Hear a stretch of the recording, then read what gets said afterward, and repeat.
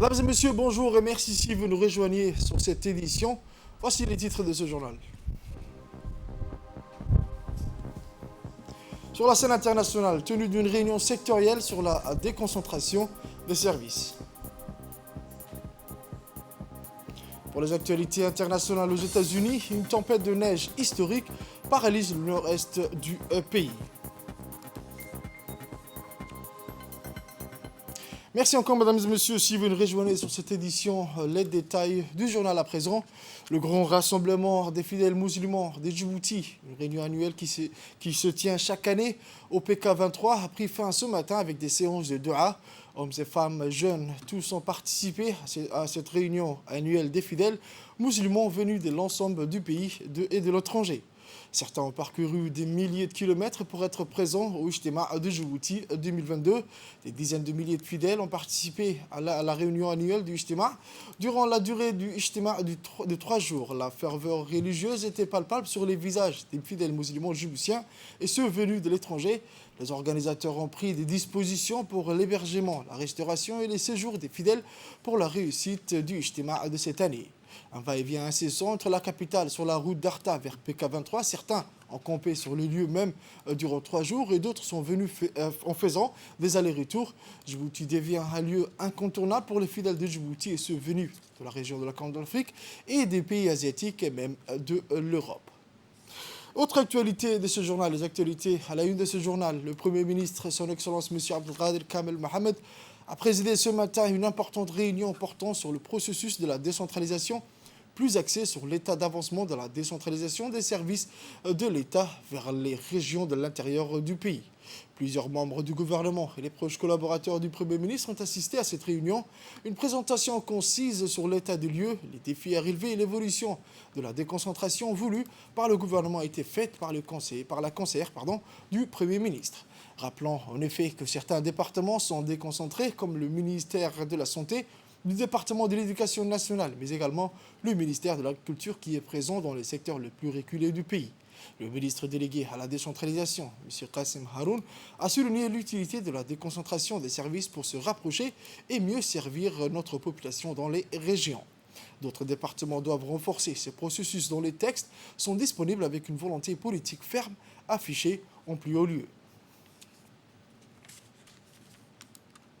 Toujours dans l'actualité nationale, le président de l'Assemblée nationale, son Excellence Mohamed Ali Mohamed, a reçu ce matin dans son cabinet le nouvel ambassadeur de l'Inde, nouvellement accrédité en République de Djibouti, son Excellence M. Ramachandran Chandramouli, accompagné de M. Mukesh Kumar, deuxième secrétaire et chef de la chancellerie. Les discussions ont porté sur l'état de la coopération bilatérale et notamment entre les institutions parlementaires de nos deux pays. Ainsi, le président de l'hémicycle djiboutien et le diplomate indien ont mené la réflexion sur la possibilité de voir nos deux assemblées mettre en place des mécanismes qui permettront une diplomatie parlementaire beaucoup plus active. Cette coopération se concrétisera à travers la redynamisation de groupes d'amitié parlementaires djibouto-indiens, ont-ils dit. Ainsi, le président de l'Assemblée nationale a affirmé la disponibilité de l'Assemblée nationale et celle des parlementaires djiboutiens, membres de ce groupe parlementaire, à œuvrer et soutenir cette coopération. Au terme d'une réunion cordiale, le président Ahmed a saisi l'occasion pour souhaiter la bienvenue dans notre pays à son hôte et pour la bonne conduite de sa mission diplomatique et protocolaire. L'UNFD a abrité ce matin, le 30 janvier 2022, un atelier de formation des acteurs communautaires et des organisations de la société civile sur la mise en œuvre de l'assainissement total piloté par la communauté. Organisé par le ministère de l'Agriculture, de l'Eau, de la Pêche et de l'Élevage, chargé des ressources halieutiques en étroite collaboration avec l'UNICEF, cette formation a pour objectif de contribuer à l'amélioration des conditions d'hygiène et d'assainissement des populations dans la capitale ainsi qu'en lieu rural des régions ciblées. Il s'agit à travers cette initiative de confier aux acteurs clés leurs responsabilités en leur rendant conscience de leur capacité à encourager les changements au sein de la communauté ainsi que l'importance de l'organisation des populations locales pour prendre des mesures appropriées en vue de la promotion de l'hygiène et de l'assainissement. ont participé à cet atelier, outre les hauts cadres du ministère de la Culture, notamment le secrétaire général du ministère de la Culture, les membres de l'organisation de l'UNICEF, les acteurs communautaires ainsi que des organisations de la société civile. Il va de soi qu'avec l'ouverture de cet atelier, le gouvernement djiboutien ambitionne d'élaborer une stratégie nationale pour l'éradication de la défécation en réduisant la prolifération des pathogènes et à maintenir un environnement sain. Cette approche participative vise également à faciliter la prise de conscience suivie d'une décision collective de la communauté djiboutienne à s'autodévelopper en assainissement. Et c'est pour ça qu'avec UNICEF, on reste aujourd'hui très content que ce type de stratégie se mette en place à Djibouti. Djibouti a choisi effectivement d'être très ambitieux en la matière en mettant en place une feuille de route qui vise à l'éradication de la défécation à l'air libre d'ici 2030. On sera toujours à vos côtés, monsieur le secrétaire général, monsieur le directeur, pour vous appuyer dans cette stratégie. Le secrétaire général a, dans son intervention, insisté sur l'importance que revêt cette initiative dans la promotion de l'hygiène et de l'assainissement. On écoute le secrétaire général. Monsieur le représentant adjoint résident de l'UNICEF à Djibouti, chères personnalités, mesdames et messieurs, vous n'êtes pas sans savoir que le manque d'hygiène et d'assainissement est lié à la transmission de plusieurs maladies, telles que le choléra, la diarrhée, la dysenterie, l'hépatite A, la typhoïde. La diarrhée est l'une des principales causes de mortalité à l'échelle mondiale. La pratique peut aussi indirectement conduire à la malnutrition et à un retard de croissance de nos enfants. Certaines maladies qui sont regroupées sous le nom de maladies hydriques sont transmises par des agents pathogènes fécaux présents dans l'eau contaminée. Cette contamination peut être induite par la pratique de la défécation en plein air. Les jeunes enfants sont particulièrement vulnérables lorsqu'ils ingèrent des résidus des matières fécales issues d'autres personnes.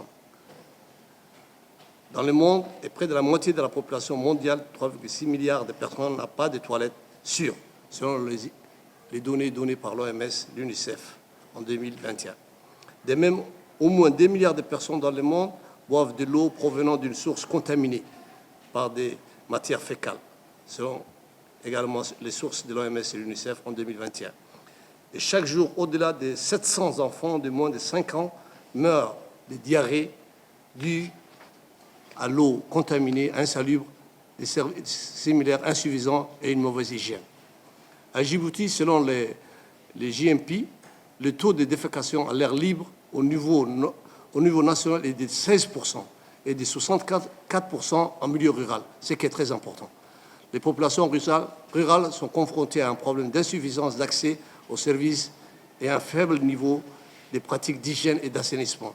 Cette situation est caractérisée par des taux élevés de morbidité et de mortalité dues aux maladies infectieuses des parasites qui sont pourtant évitables. Autre actualité de ce journal, la première réunion annuelle de l'an 2022 de l'Association nationale des collectivités locales de Djibouti, ANCLD, s'est tenue ce matin au siège de la dite association située à Gabot 4, présidée par la présidente de l'ANCLD et maire de la ville de Djibouti, Mme Fadoma Awale Ousmane. La réunion a regroupé les membres du comité exécutif de cette association, composé des présidents des conseils régionaux et communaux du pays. Lors de cette réunion, les responsables se sont penchés sur plusieurs questions qui ont été à l'ordre du jour.